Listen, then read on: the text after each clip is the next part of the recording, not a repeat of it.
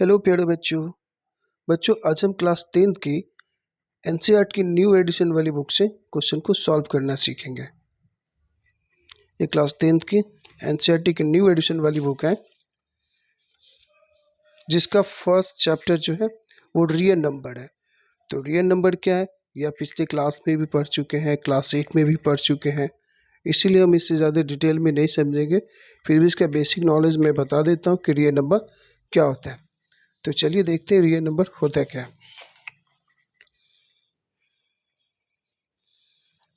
Real number, हम जानते हैं कि कोई भी काउंटिंग नंबर जो 1 से स्टार्ट होता है, 1 2 3 4 5, इसे हम क्या बोलते हैं? Natural number. Natural number, okay. और वो काउंटिंग नंबर जो 0 से स्टार्ट होता है, उसे हम क्या बोलते हैं? Whole number. Whole number, clear है। और जब इसमें माइनस वाले वैल्यू भी इंक्लूड हो जाते हैं, जैसे -1 -2 -3 1 2 3, तो इसे हम क्या बोलते हैं? इंटीजर। इसे बोलते हैं इंटीजर। एक होते हैं फ्रैक्शनल वैल्यू, जैसे कि 2/3 5/6 8/5, ये फ्रैक्शनल वैल्यू है। इसे हम बोलते हैं rational number. Rational number, okay, clear है। एक होते हैं अंडर रूट वाले वैल्यू, जैसे √2 हो गए, √5 हो गए, √3 हो गए, इसे बोलते हैं इरेशनल नंबर। इरेशनल नंबर, यहाँ तक क्लियर है। अब है रियल नंबर। रियल नंबर को कैपिटल आर से डिनोट करते हैं। वो सारे नंबर जिसमें इंक्लूड हो जाते हैं वो रियल नंबर होते हैं, जैसे 1 2 3, 0 भी उसमें इंक्लूड हो जाए, -3 -2 यानी इंटीजर वाले वैल्यू भी इंक्लूड है उसमें, फ्रैक्शनल जो वैल्यू होते हैं वो भी इंक्लूड है, अंडर रूट वाले जो वैल्यू होते हैं वो भी इंक्लूड होते हैं, ये पॉइंट वाले जो वैल्यू होते हैं डेसिमल वाले, ये भी इंक्लूड होते हैं। तो इसके मीन्स ये सारे क्या है? रियल नंबर है। यहाँ तक क्लियर है। तो फटाफट हम क्वेश्चन को भी सॉल्व करना सीखेंगे, देखते हैं। एक्सरसाइज 1.1 है, इसको सॉल्व करते हैं।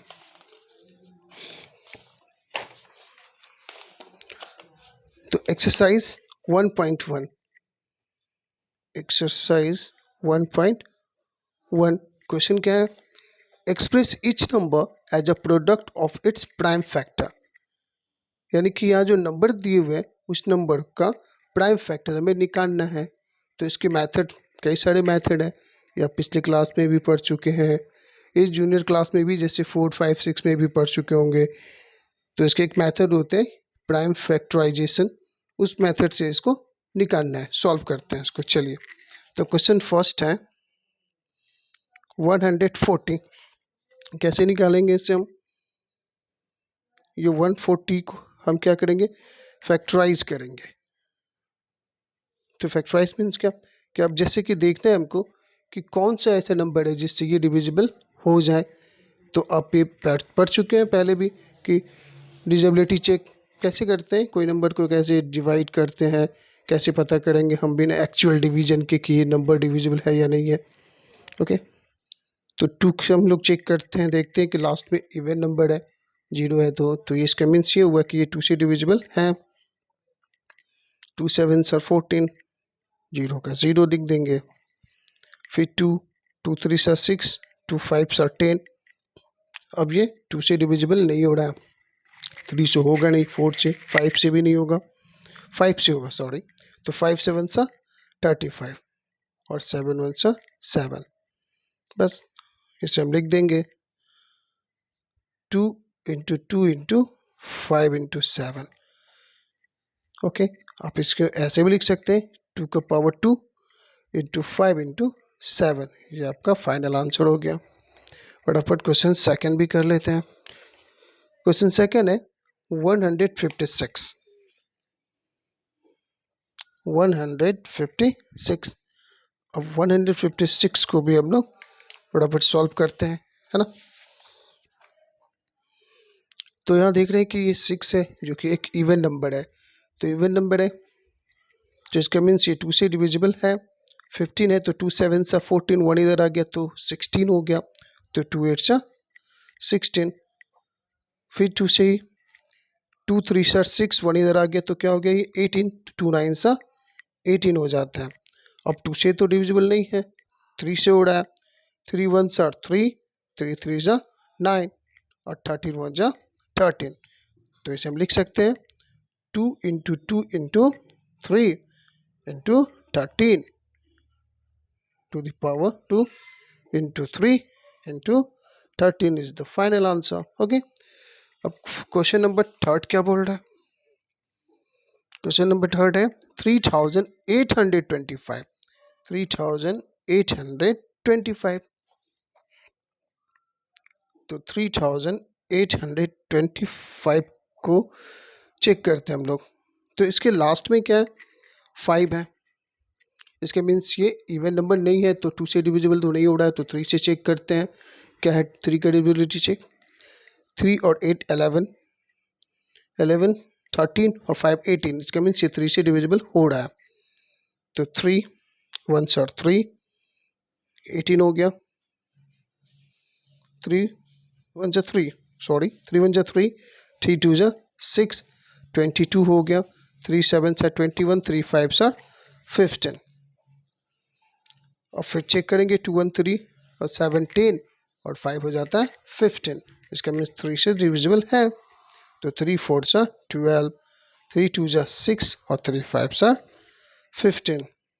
4 2 6 5 11, अब 3 से डिविजिबल नहीं हो रहा है, 4 से होगा ही नहीं, 5 से 5 8 सा 42, इधर आ गया 25 और 5 5 सा 25। फिर 5 से अगेन 5 1 सा 5 और 5 7 सा 35, 17 1 सा 17। क्या लिख सकते हैं इससे हम